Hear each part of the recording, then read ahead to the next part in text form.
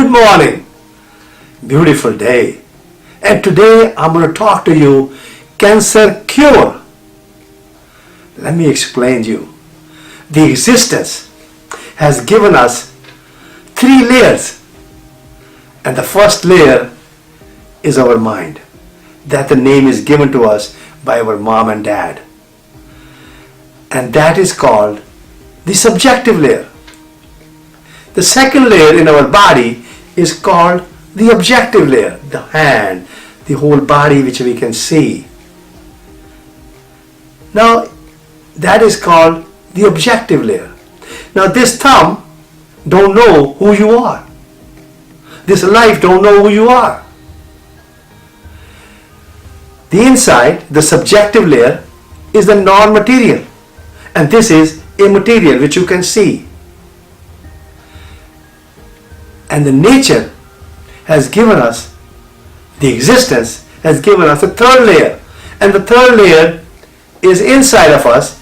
Your heart is pumping, your lungs are breathing, the kidneys are functioning to excrete your urine, liver is working to detoxify all the bad stuff you're eating, spleen is working his job to produce all the good cells so they can fight the immune system. You have red blood cell, white blood cell, T cells, and that is called what we call a consciousness layer or the spirit. I call it an unconditional consciousness, and that is the science which only very few people learn, because practically nobody knows that. And that is a yogic science. And that is the unconditional consciousness. Once you learn how to get to that consciousness, you can heal any cancer. We are talking about cancer of the prostate gland itself. Because the prostate gland is the gland which is located at the base of the bladder. And that gland, without that gland, you and me would not have born. We are the luckiest people who are born. And that gland, it secretes what we call a prostatic fluid. And as it secretes the prostatic fluid, and during what we call man and a woman has a relation, like my mom and dad, naturally he has an erection, and that as the erection takes place, along with that the prostate gland starts functioning also. And as the fluid is coming, when the really ejaculation takes place, prostatic fluid mixed with that. And how nature makes it? Look at that. From a seminal fluid, from the testicle glands and all the stuff, this what we call seminal, what you call the sperms are coming, and at the same time the prostate gland, which is located there at the base of the bladder, it mixes the fluid with that and makes the sperms alkaline and also give nutrition. Without that, you and would not have been born. And as that get impregnated into the woman's vagina, it's just like my mother, and luckiest sperm out of that moves up. It is a 2-mile radius, 2-mile long journey, and that's go and meet with the ovum. And I tell you, that's a very complex journey, intricate journey, and they mix together and they fight with each other probably, whichever way it is, and that's where what we call the first cell is formed, and that cell get deposited, goes back to the uterus, and eventually you and me are born. So I'm the luckiest person who is born. And I tell you, my father loved me. I was the oldest one in the family. In 1967, I graduated in 1966 from Maulana Azad Medical College in Delhi. And I always wanted to come to the United States. And I tell you, it was 1962 when I saw President Kennedy in Connaught Place in India in an open car. At that time there was not that kind of traffic, and at that time there was not that kind of what we call a security, and he was a beautiful soul. And I decided at that time that I'm going to come to the United States. And I finished my medical college in 1966. And after finishing that, I passed the exams. And 1967, I came to the United States. And I did my internship, residency in internal medicine. Then I did my urology. And then I went to practice. And I tell you, during that session, I met my wife. A beautiful, God-gifted person. And she has provided me 5 grandchildren. And I have got 7 grandchildren out of that. I have 4 daughters and a son, and then 7 grandchildren. And it is God's blessing. I practically see every day. And I tell you, my father was living here. He moved 1974 in the United States. And I was practicing in Zephyr Hill. In one day, it was 1977, my father called me and he says, I can't breathe. And I told the people in the office, you have to close the office today, let everybody go, because my father, he can't breathe. I went home and I saw him. He was in a congestive heart failure. And I have to give him diuretics IV. And as I given him IV, he started breathing better. It was about 3 o'clock. And I told Papa, now you got a little better. I need to take you to another doctor. I took him to Polite City to Dr. Hakim.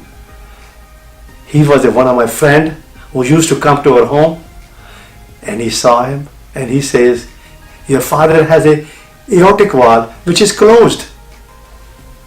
Anyhow, he told, let's go send him to Tampa General Hospital. And I took him the next day to Tampa General Hospital, and Dr. Vijay, bless his heart, a great surgeon. We did a cardiac cath on him. At that time the machine was very simple. There was no obstruction in his coronary arteries. But his valve, the aortic valve, was closed more than 90%. And the Vijay said, hey, if you operate on a person, he will die on the table. I said, look, he's going to die anyway, so we should operate. He operated. Next day, and he says we have to leave an endotracheal tube for 3 days. So that night I slept at the hospital. And at the 4 o'clock, my father get up. He says, I can't breathe. You have to take this tube. He's trying to pull this tube out. I took the tube out. He started walking and he did his prayers. And then 9 o'clock, Dr. Vijay comes and he sees him. My father says, I want to go home. And he says, oh, I can't believe it. So finally, he agreed and he came home the next day. At that time, he was taking about 17 pills a day. And now I'm so concerned about this medical thing that what I'm going to do with my father, because I don't want him to die. I'm looking for an answer. I met Dr. Sodi Polaris from Mexico City. I went and worked with him for 1 month. And I tell you, he had patients who had heart attack 30 years ago and they were walking mountains. He told me what to do and I came home and I changed the whole habits of my father. He was yogi, but he was not doing all the things what need to be done for this physical body. I put him on a polarizing program and in 1 month, I tell you, he was walking 1 mile a day. He was picking my oldest granddaughter without any problem. He was working in the yard. And the doctor said, before that, he will only live for 5 years. He lived for 15 years. And I tell you, my kids were growing as they were growing. And my life at that time completely changed. And I stopped all the surgery and I started treating people with what we call that total body, mind, body and spirit you can call it. And I tell you, at that time, I had prostatic people who had a prostate enlargement, prostate cancer, and I started treating these people with a polarizing program and abdominal pumping and inner locking. I had about 294 patients.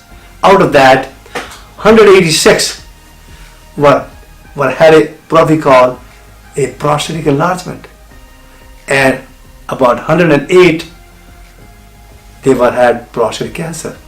Prostate cancer, and these people, I followed them every week, and I tell you, 90 days, people who had prostate cancer, their alkaline phosphatase came normal, and they had sexually became active.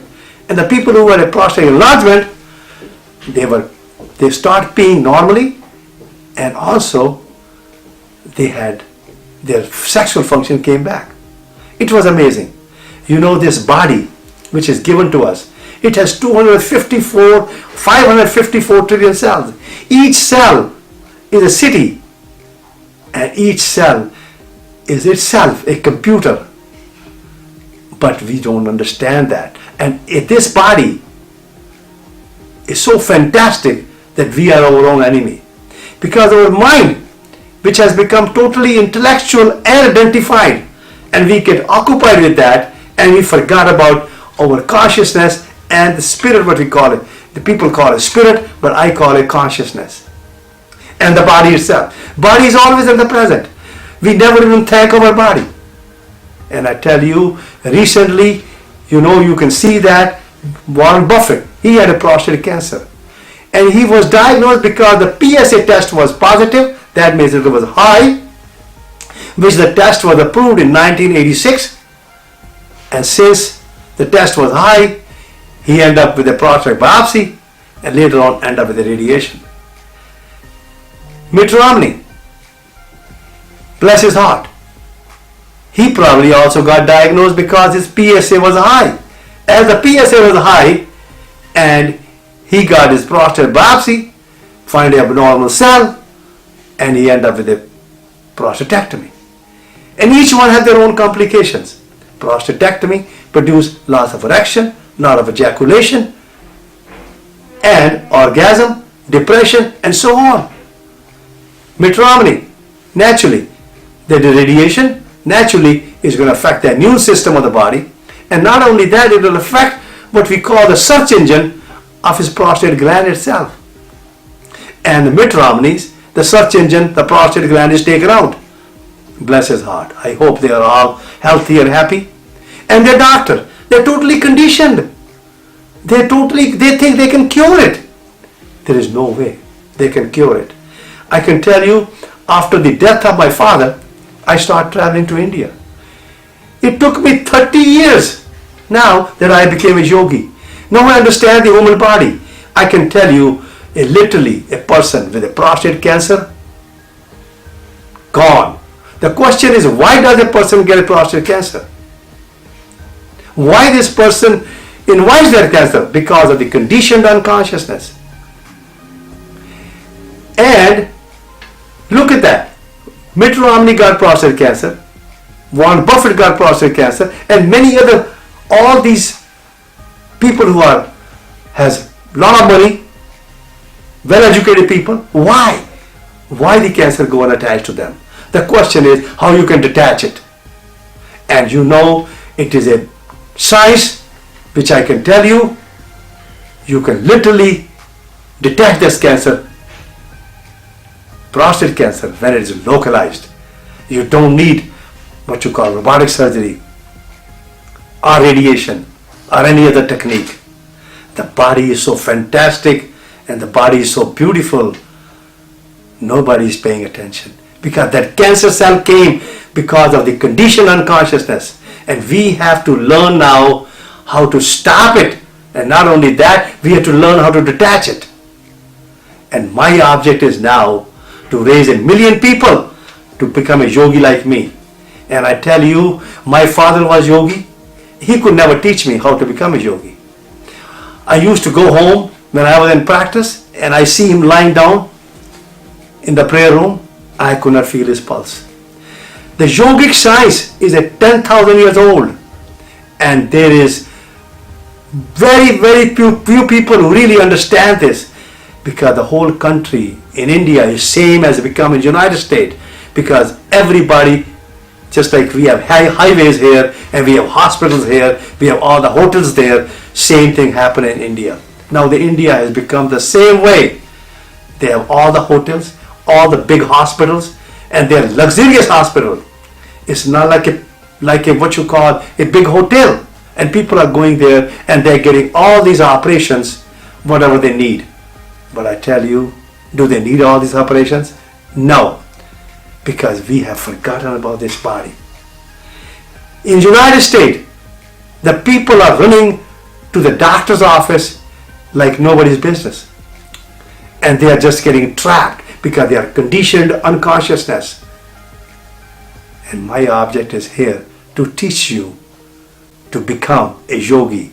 And I want to raise 1 million yogi in this country so they can never get cancer. And the person who got a prostate cancer, I can show them how they can get rid of their cancer completely from their body before they get their prostate gland removed by the robotic surgeon or by radiation or some other procedures. But I can tell you, you have to bring your doctor, because I will never work with you unless you bring your doctor, unless you talk to your doctor, because we want your doctor to get involved. We want your doctor to learn it so he can teach other people, because we are not here to just to hurt you. We are here to help you, because we have to change this country. We have to come back to life, liberty and happiness. And let me tell you today, I'm watching CNN every day. Bless his heart, Donald Trump. I wrote a book on him that he will become the President of the United States. And the name of the book is called Prescription for Conditioned Unconsciousness. And he won the race because he was only conscious a part of it. Because he was a little more conscious than the people who were fighting with him, than with other Republican people. And the media, he tried to indirectly tell the media that you are all wrong, because he was more powerful, because he knew he has a more consciousness, and that's why he won. Now what's happened? All the news are going, he has trapped himself. He has made a cancer for himself. He has got a cancer of his brain, cancer of his mind. And you know, the day you are born, baby is there, they are born with unconditional consciousness. And we have to teach them, called the conditioned consciousness, so they can concentrate, they can survive in this world. But as they grow up, totally, that they learn from your mom and dad, the society, teachers, educated, and just like a doctor, they become a doctor. Now they know how to dissect it. They can identify that I'm a doctor. A doctor, for instance, who is a robotic surgeon, he thinks that I can do the better job. Now they're fighting with each other who have done more robotic surgeries so they can do a better dissection. Imagine yourself, you're trying to take this thing, prostate gland out, which has given us a life. Nobody's thinking that let the body do the job. But they don't know, because they don't know how to become unconditional consciousness. When they were a child, they had unconditional consciousness. Now they got totally what we call conditioned unconsciousness, because they are running their own daydream. They are dreaming their own self. It is auto-hypnosis, auto-intoxication. A radiation guy is doing the same thing. He thinks I can radiate and cure that cancer of the prostate. No way.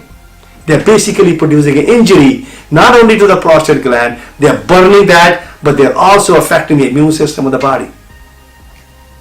And I can tell you, and I request, even a Donald Trump, even he has invited a cancer in his own body, the whole body, because he's running like a yo-yo.